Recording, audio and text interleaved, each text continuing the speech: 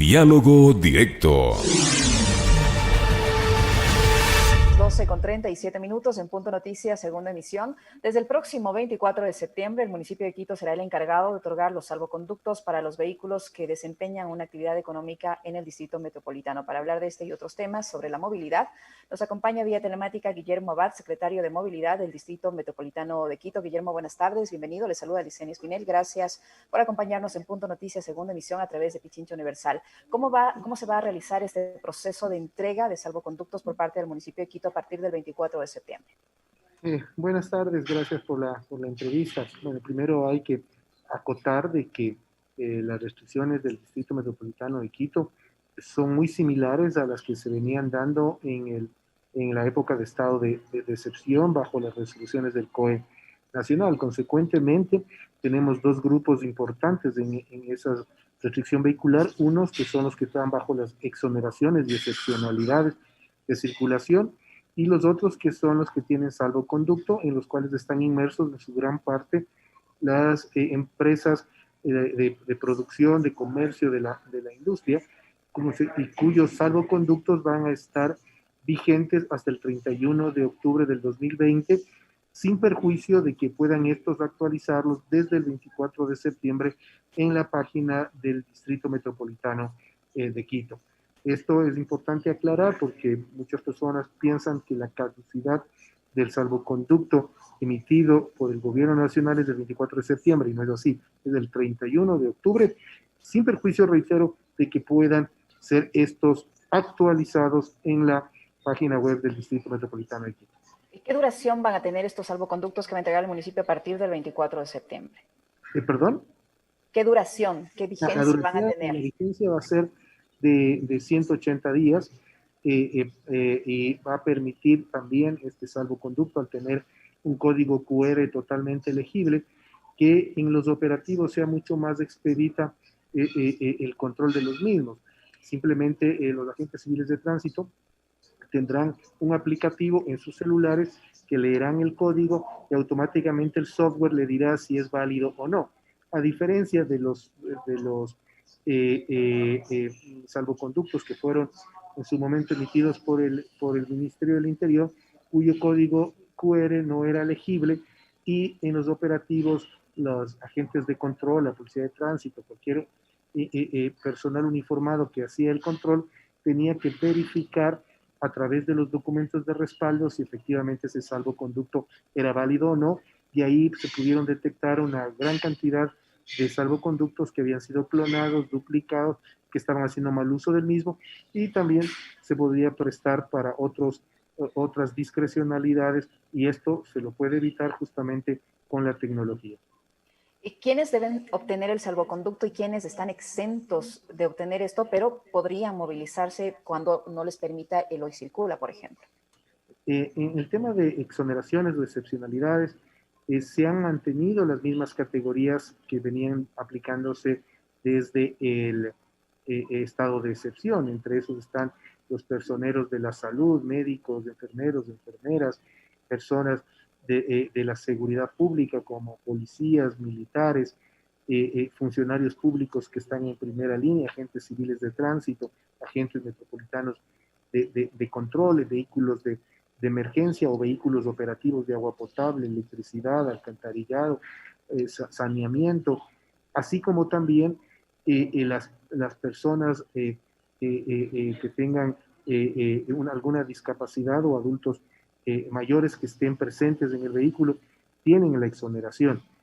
De igual manera, se ha mantenido la exoneración para los vehículos de entrega de alimentos, que ha sido muy importante dentro de esta pandemia. Es decir, se han mantenido esas categorías, y en los grupos que pueden optar por un salvoconducto, de igual manera se mantienen los sectores productivos estratégicos de producción de alimentos, de fármacos, que han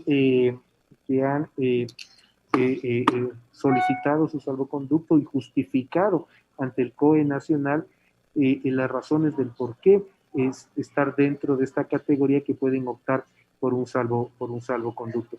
De igual manera, las personas que están en la categoría de exoneración, en su momento también justificaron de debida manera las razones del por qué tener esa exoneración, como es el caso de los abogados. Muchas personas nos preguntan por qué los abogados, por qué los periodistas.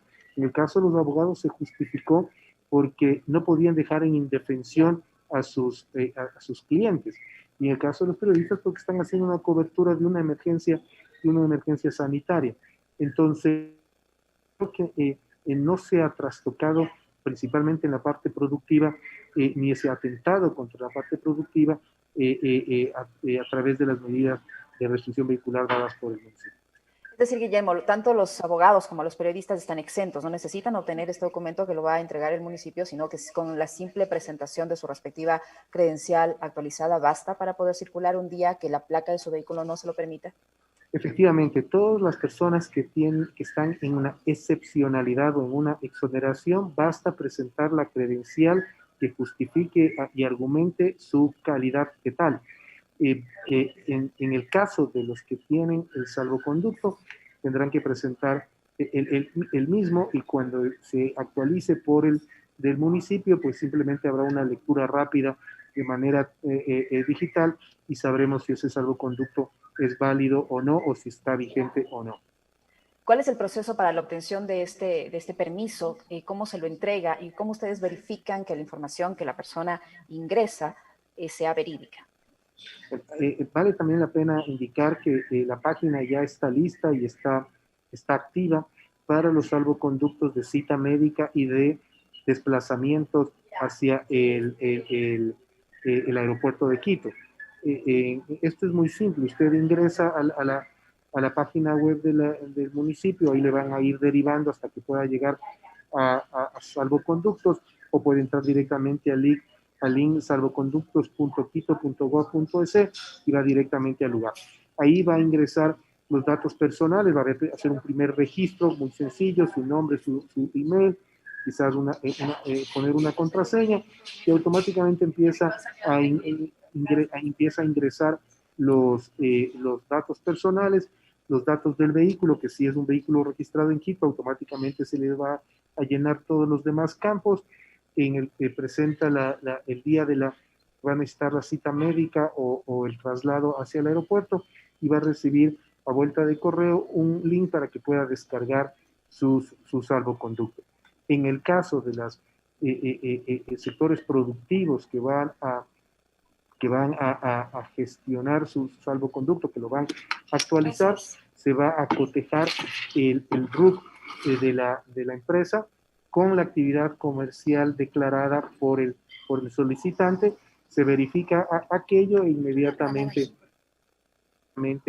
se puede ya emitir el salvoconducto. Y esto se lo hará desde el 24 de septiembre.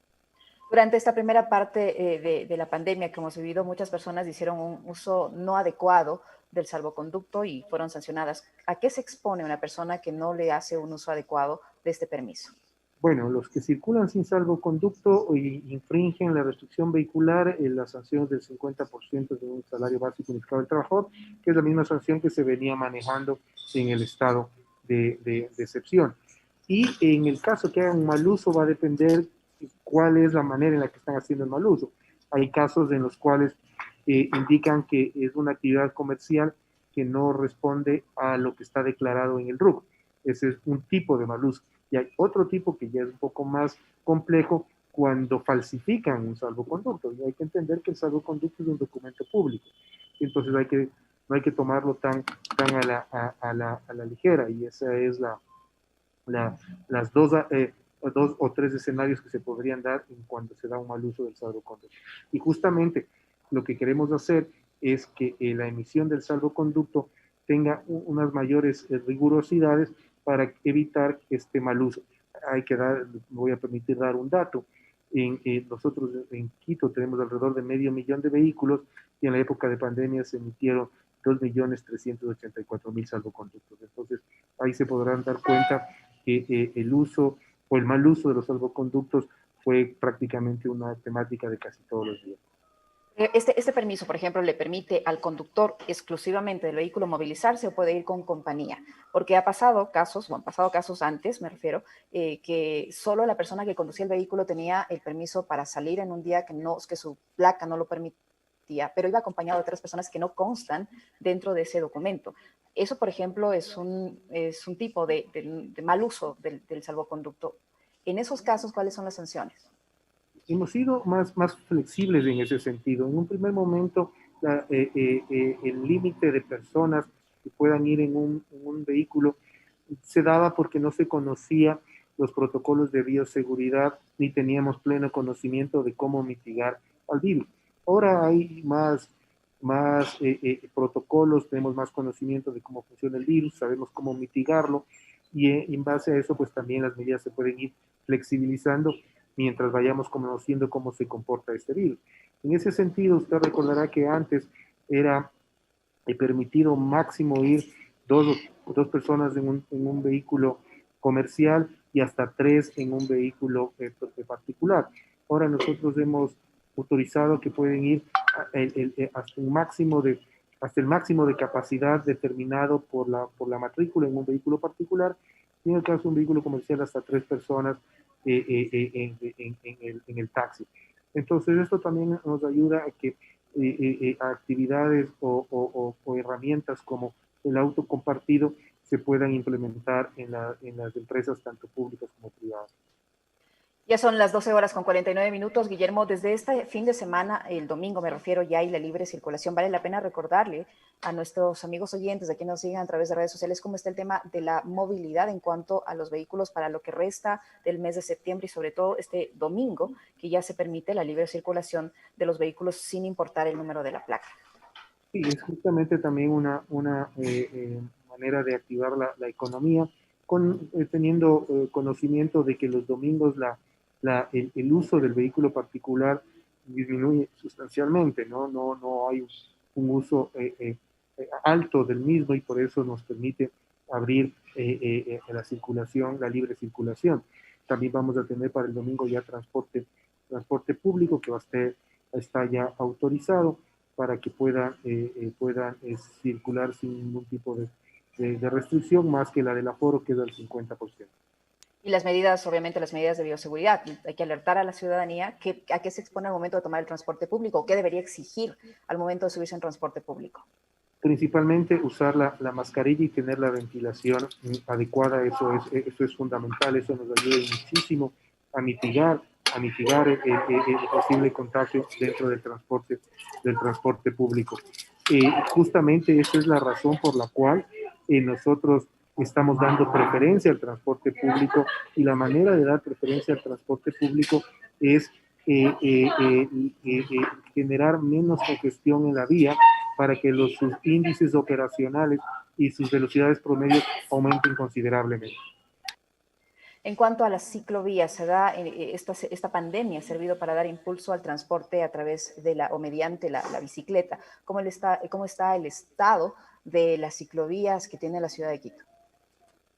Bueno, es muy importante considerar que las ciclovías no son ciclódromos ni velódromos, es decir, no fueron hechas por un tema deportivo ni recreativo. Son un medio de transporte como cualquier otro que en nuestro país ha sido relegado por mucho tiempo, igual en nuestra ciudad. Las bicicletas han crecido, el uso de la bicicleta en Quito, en las zonas donde ya esté terminada la ciclovía hasta en un 1020% y a nivel de todo Quito en un 600%. El incremento de ciclistas aumenta cuando haya mayor infraestructura que sea segura y que genere mejor conectividad y que tengamos una red de ciclovías mucho más amplia. Y consecuentemente lo que queremos es llegar a que el transporte en bicicleta pase de un modo de transporte sostenible alternativo a un modo de transporte sostenible masivo, como ya lo es en otras ciudades del mundo. Para finalizar, Guillermo, ¿qué controles se van a realizar durante estos días para vigilar que se porten adecuadamente estos salvoconductos, los que están vigentes ahora y los de las citas médicas, que usted dice está habilitado ya la página correspondiente? Porque yo traté de utilizarlo y no, la verdad no fue posible, no estaba habilitada, pero si ya está habilitado, estos permisos duran apenas 24 horas, tengo entendido. Sí, la vigencia de los salvoconductos médicos así como los de traslados al aeropuerto son de 24 horas, y los operativos que se están realizando por parte de la AMT en esta semana y muy probablemente en la siguiente son operativos preventivos, diciéndoles a los ciudadanos, dándoles a conocer cuáles son las normativas de restricción, que son, reitero, exactamente las mismas que se han venido tomando en la época de pandemia, con la diferencia de la rotación de placa por mes, que tiene como objetivo dar también la oportunidad a los vehículos pares a tener un día más laborable. Muchísimas gracias, Guillermo, por su tiempo, por la información que nos ha permitido compartir. Guillermo Abad, secretario de Movilidad del Distrito Metropolitano de Quito, en la segunda entrega de Punto Noticias a través de Pichincha Universal. Gracias, Guillermo. Gracias a usted. Un abrazo. Punto Noticias. Estamos cerca de usted.